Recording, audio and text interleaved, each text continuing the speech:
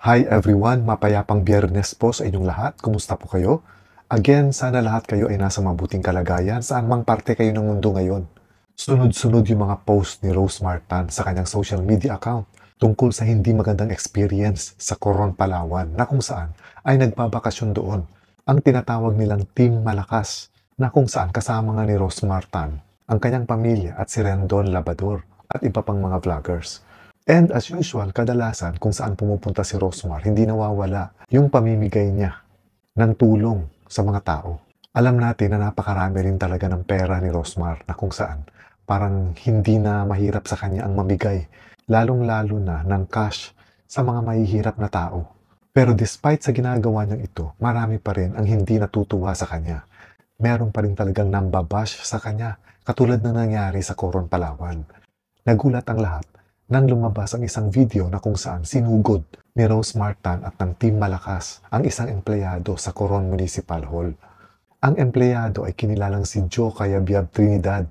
Meron kasi siyang pinost sa kanyang social media account na kung saan sinasabi nitong empleyado na si Joe na ang tagal daw niya nag-antay at pumila pero wala siyang napala doon sa sinasabing parang meet and greet ng grupo ni na Rose Martin. Sinasabi niya rin sa post niya na kung saan hinahamon niya rin ng suntukan si Rendon. So napakatapang nung post nitong ni Joe sa kanyang social media account at halatang bitter na bitter siya. Siguro nga dahil meron siyang inaasahan na makakatanggap siya ng kahit konting tulong kay Rose Martin. Kaso hindi siya sinuwerte. Kumbaga, hindi siya naabutan. Kaya siguro masama yung loob niya. At dahil nga dito, sinugod ng Team Malakas ni na Rosmar itong si Joe sa kanyang opisina. Pati ang mayor ng Coron na si Mayor Mario Reyes ay naglabas na rin ng kanyang statement na kung saan sinasabi niya na paiimbestigahan niya itong pangyayari ito at bibigyan ng kaukulang parusa kung sino man ang mapapatunayang nagkasala. Kung babasahin natin yung post nitong ni Joe Trinidad, talagang hindi rin maganda ang sinabi niya patungkol kina Rose Martin at sa Team Malakas. Ang pakiramdam kasi ni na Rose Martin ay namigay na nga sila ng tulong, sila pa yung napasama. Dahil lamang sa ilang mga tao na katulad ni Joe na hindi natuwa dahil wala siyang natanggap. Ayaw man niyang aminin ito nung kinumpronta siya ni na Rose Martin, pero halatang halata sa post niya na talagang masama yung loob niya dahil wala nga siyang natanggap matapos na mag-antay siya ng ilang oras na sinasabi niyang gutom pa raw siya ng mga oras na yon at umuwi siyang luhaan. At yung galit niya ay ipinost niya sa kanyang social media account.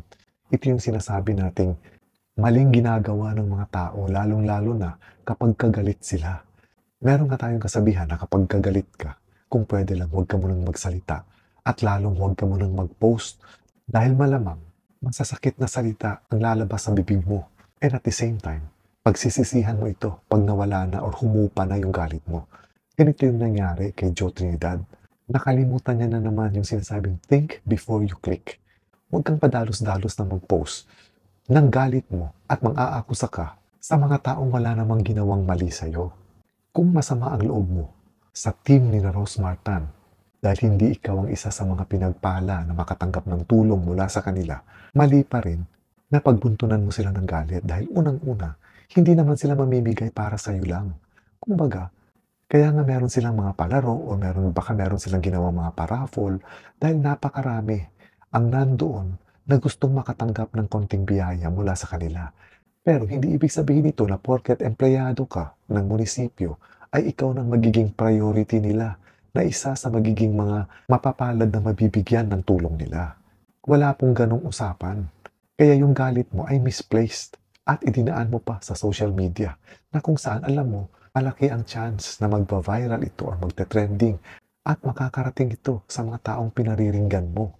Kaya ayan tuloy na pala mo, nilusob ka sa iyong opisina. At ituloy yung mayor ng Coron ay nadamay na dito.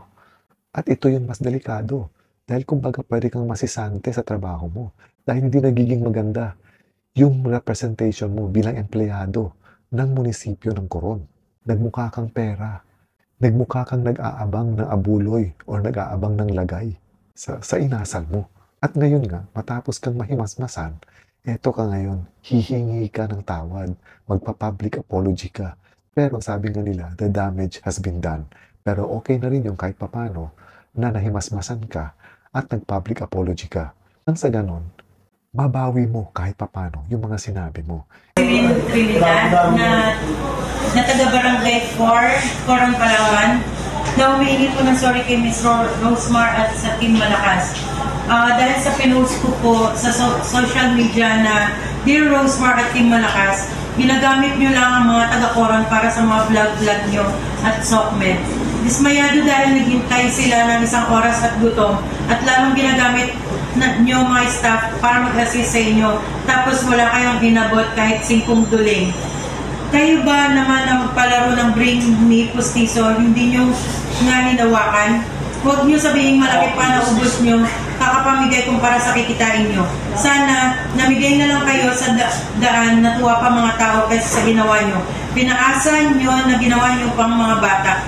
Mga matatanda, sana na lang inuna nyo. Hinahamon ko ng suntukan si Rendon na nagbubad pangit talaga. Etis kayo. Magandang hapon po. Ako po si Jocelyn C. Trinidad ng Coron, Palawan. Humihingi po ako ng tawad sa Team Malakas dahil sa ginawa kong masamang pagpo-post sa social media. Para po sila ay siraan dahil sa hindi po ako nakatanggap ng tulong galing kay Ms. Rosemar at Team Malakas. At humihingi din po ako ng tawad sa paghamon ng suntukan kay Mr. Rendon. Sana po ako ay nakikiusap sa inyong lahat na sila po ay patuloy niyo pong suportahan sa kanilang pagtulong sa tao. At humihingi din po ako ng tawad sa mga taong nasa dasaan ng aking maling pagpo-post po. Sa aking mayor at sa lahat ng opisyales, humihingi din po ako ng tawad sa aking nagawa. Para po kay Ms. Rosemar at Team Malakas, patawad po. Mula sa aking puso. Sana mabuksan niyo pa po ang inyong mabuting kalooban. Sa mga binigay po ng Team Malakas at kay Ms. Rosemar, salamat po sa maraming tulong sa mga tao po dito. Tulad ng cash, bigas at mga gamit at mga groceries. Patawad po, nagmamahal, Jo Cayabyab, Trinidad. And magiging lesson din ito sa iyo na next time, hindi ka dapat nagpapadalos-dalos na gamitin ang iyong social media account para sa pansariling interes mo.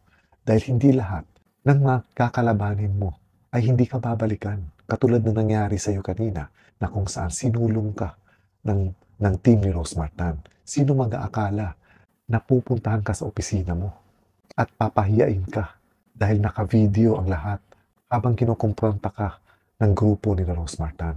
Mas nagiging kahihiya ka tuloy dahil nagmukha kang bitter sa ginawa mo.